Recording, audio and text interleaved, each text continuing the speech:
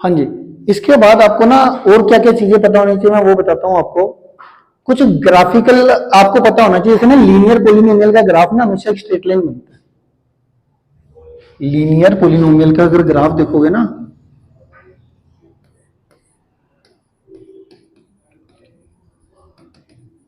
अगर मैं इस लीनियर पोलिनोमियल के ग्राफ की बात करूं तो उसका ग्राफ कभी भी स्ट्रेट लाइन ही बनेगा।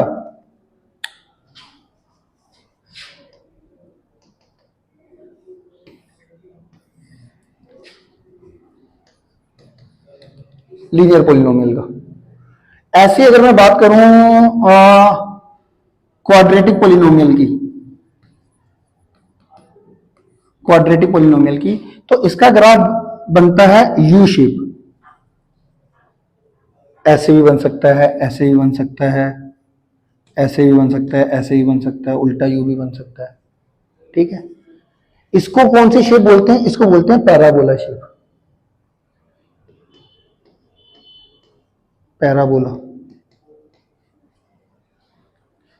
ठीक है, तो दो की तो हमारे को याद रखनी है फिलहाल के लिए। लीनियर पोलिनोमियल का ग्राफ एक स्ट्रेट लाइन बनता है और क्वाड्रेटिक का हमारा पैराबोला शेप बनता है। कभी कभी एक नंबर के क्वेश्चन में ये पूछा जाता है। अच्छा जी, इसके बाद जो अगला हमारे पास टॉपिक है, वो टॉपिक है relationship between, relationship between zeros and coefficient of polynomial।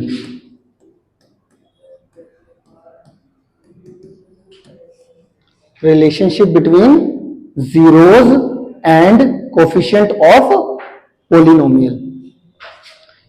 ये बेसिकली मैं अभी आपको बताऊंगा ये क्वाड्रेटिक के लिए। क्वाड्रेटिक पोलिनोमियल को स्टैंडर्ड में कैसे लिखते हैं? A X square plus B X plus C. ठीक है, जैसा हमारे को पता हो, जैसे हमारे को पता है कि जिसकी जितनी डिग्री होती है उसकी मैक्सिमम उतनी जीरोस होती है। समझ रहे हो मेरी बात? मैक्सिमम डिफरेंट जीरोस होती है, ऐसे बोलते हैं। जैसे कि मान लो मेरी एक क्वाड्रेटिक पोलिनोमियल है, आप इसकी 3 जीरोस नहीं दिखा सकते, 3 डिफरेंट जीरोस। कि मैं कहूं कि भैया जैसे क्वाड्रेटिक पोलिनोमियल मैंने ले ली, चलो x square minus 5x plus 6, तो इसकी जो जीरोस होगी वो मैक्सिमम 2 डिफरेंट जीरोस हो सकती है। मैक्सिमम 2 डिफरेंट जीरो का मतलब एक तो एक्स की वैल्यू 2 पुट करके देख लो, जीरो आ रहा होगा। एक्स की वैल्यू 3 पुट करके देख लो, वो भी जीरो आ रहा होगा। अब तुम्हें ऐसा नहीं है, एक्स की वैल्यू और भी आ सकती है। डिग्री कितनी है? 2, तो मैक्सिमम 2 ही डिफरेंट जीरोस आएगी, इससे ज्यादा नहीं आ सकती। मेरी बात समझ में आ गई आपको? तो जिसकी जितनी डिग्री उसकी उतनी maximum zeros, maximum different zeros ऐसे बोलते हैं। अब जैसे मान लो मैंने क्वाड्रेटिक ले ली, तो मैं लेट कर लेता हूं इसकी जीरोस, एक होगी अल्फा और एक होगी बीटा। एक होगी अल्फा और एक होगी बीटा। ठीक है जी। अच्छा, जो एक्स स्क्वायर का कोफिशिएंट है वो क्या है? ए। एक्स की पावर 1 का कोफिशिएंट क्या है? बी। और कांस्टेंट क्या है? ये पता है हमारे को ये बात, ए कोफिशिएंट। ठीक है जी। तो एक होता है हमारा सम ऑफ जीरोस, वो होता है हमारा माइनस बी बाई ए। एक होता है हमारा प्रोडक्ट ऑफ द जीरोस, वो होता है हमारा सी अपॉन ए। इसको हम बोलते हैं relationship between zeros and coefficient of a polynomial. यहां पर अगर मैं कोफिशिएंट ऑफ अ पोलिनोमियल की बात करूं तो ये 3 है, ए बी सी। ए बी और सी क्या है? हमारे coefficient of a polynomial. X square का कोफिशिएंट ए है, एक्स की पावर 1 का कोफिशिएंट बी है और कांस्टेंट सी है। तो ये हमारे क्या हो गए? Coefficient of a polynomial. जो अल्फा और बीटा थे वो क्या थे? जीरोस। टॉपिक का नाम क्या था? कि जीरोस और कोफिशिएंट के बीच में रिलेशन। जीरोस और कोफिशिएंट के बीच में रिलेशन, वो क्या हुआ? एक sum of zeros minus B upon A, product of the zeros C upon. मेरी बात समझ में आ गई आपको? तो इसका एक एग्जांपल ले लेते हैं। जैसे कि मान लेते हैं मैंने आपको ये ले लेते हैं, इसमें हम मान लेते हैं ये हमने क्वाड्रेटिक पोलिनोमियल लिए, x square minus 5x plus 6, ये पोलिनोमियल ले ली। ठीक है, इस रिलेशनशिप को समझाने का और वेरीफाई करने का एक आपको एग्जांपल दे रहा हूं। अब इसमें क्या है मेरे पास, मैंने सबसे पहले करनी है इसकी मिडिल टर्म स्प्लिटिंग। -5x को क्या लिख दिया, -2x -3x। Middle term splitting आती है सबको, सबको आती है। फिर आपने क्या करना है, इन दोनों में कॉमन लिया, इन दोनों में कॉमन लिया, x के इन दोनों में x कॉमन आ रहा है तो x कॉमन लिया तो ये आ जाएगा मेरा x -2। फिर ये -3 लिया कॉमन, ये आ जाएगा मेरा x -2। इसमें दो फैक्टर, एक तो ये वाला फैक्टर को लेते हैं हम x -2 और एक लेते हैं ये x और ये यहाँ पे -3, x -3, ये दो फैक्टर ले लिए मैंने। इन दोनों को इक्वल टू 0 पुट कर देते हैं। हमारा x की वैल्यू कितनी आ गई, एक 2 आ गई और एक, तो इस क्वाड्रेटिक पॉलिनोमियल की मैंने जीरोस निकाल दी, वो आई 2 और 3। इसको आपने क्या करना है, इस वाली 0 को आपने अल्फा लेट कर लेना है, एक 0 को अल्फा लेट करना है और एक इसको आपने बीटा लेट कर लेना है। अल्फा और बीटा की वैल्यू मिल गई। जो क्वाड्रेटिक पॉलिनोमियल आपको अगर दे रखी है, इसमें आपने मिडिल टर्म स्प्लिटिंग करके दो फैक्टर आए, दोनों फैक्टर को इक्वल टू 0 करके जो दो x की वैल्यूज आई, एक को अल्फा का नाम दिया, एक को बीटा का, क्योंकि ये जो x की वैल्यू 2 और x की वैल्यू 3 आई है वो क्या है, 0 ही तो है इस पॉलिनोमियल की। तो जीरोस का नाम मैंने क्या नाम दिया था, अल्फा और बीटा। तो यहाँ पे एक 0 को अल्फा का नाम दे दिया, दूसरे 0 को बीटा का नाम दे दिया। इतने में किसी बच्चे को कोई दिक्कत है? 100% श्योर हो? मतलब मिडिल टर्म स्प्लिटिंग करने के बाद जो दो फैक्टर आते हैं, दोनों फैक्टर को इक्वल टू 0 करके आपकी x की दो वैल्यूज आई, एक को अल्फा का नाम दिया, एक को बीटा का नाम। ठीक है, दूसरा लेते हैं हम कि भैया यहाँ पे हमारे को जो इस रिलेशनशिप में अगर आप देखो तो हमारे को अल्फा बीटा चाहिए और एबीसी की वैल्यू चाहिए। अब एबीसी अगर मैं देखूं तो यहाँ पे एबीसी क्या होता है, एक्स स्क्वायर का कोफिशिएंट होता है ए, यहाँ पे एक्स स्क्वायर का कोफिशिएंट ए होता है ना, तो यहाँ पे एक्स का कोफिशिएंट क्या, कुछ नहीं है, तो +1 है, तो यहाँ पे +1 आ गया। और b क्या है तुम्हारा, x की पावर 1 का कोफिशिएंट, तो यहाँ पे x की पावर 1 का कोफिशिएंट कितना है, -5, तो यहाँ पे आ गया -5। और कांस्टेंट यहाँ पे क्या है, c, वहां पे कितना है, 6, कांस्टेंट है 6। तो एबीसी की वैल्यू मिल गई, अल्फा बीटा की वैल्यू मिल गई। अब हमने क्या करना है, इनको हमने रिलेशनशिप में पुट करना है और देखना है कि भाई वेरीफाई हो रहा है कि नहीं हो रहा है। ये तो रिलेशनशिप है।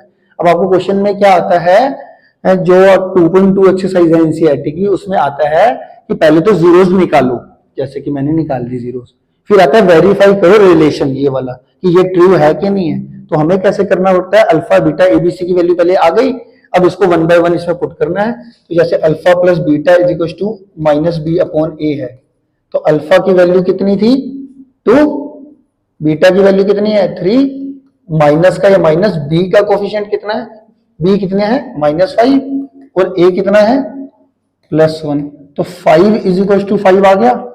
हेंस ये वाला तो रिलेशनशिप वेरीफाई हो गया। अगला देख लेते हैं, alpha beta is equal to c/a था, अल्फा की वैल्यू कितनी है 2, बीटा की वैल्यू कितनी है 3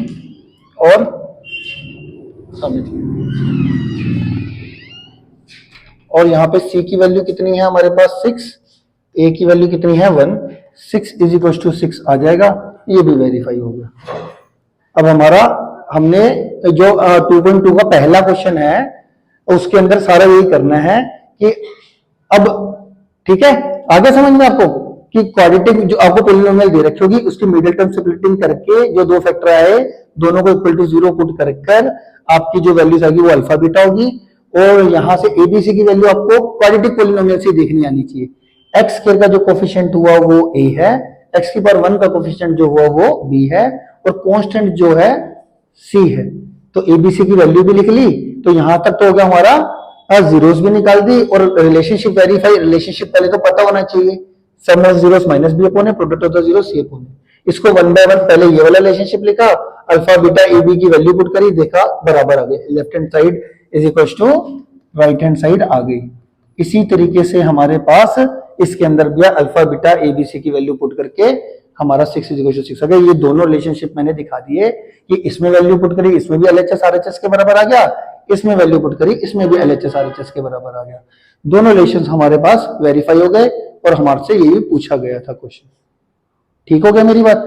तो ये हमारा रिलेशनशिप्स के बारे में था। तो अगर मैं आपको देखूं कि भाई 2.2 एक्सरसाइज के अंदर अगर मैं बताऊं तो आपके जो क्वेश्चंस हैं वो आप कौन से कर सकते हो, फोर्थ और फिफ्थ पार्ट को छोड़ के पहले चार पार्ट हो सकते, मतलब फोर्थ और पहले क्वेश्चन का फोर्थ पार्ट नहीं करना, फिफ्थ पार्ट नहीं करना, क्योंकि जो ये बाकी के चार पार्ट है इनमें कंप्लीट क्वाड्रेटिक पोलिनोमियल है। कंप्लीट क्वाड्रेटिक का मतलब क्या होता है, जिसमें एक्स स्क्वायर वाली टर्म भी है, एक्स की पावर 1 वाली टर्म भी है और कांस्टेंट भी है। ये जो जितनी भी जीरो इससे निकलती है मिडिल टर्म से निकलती है।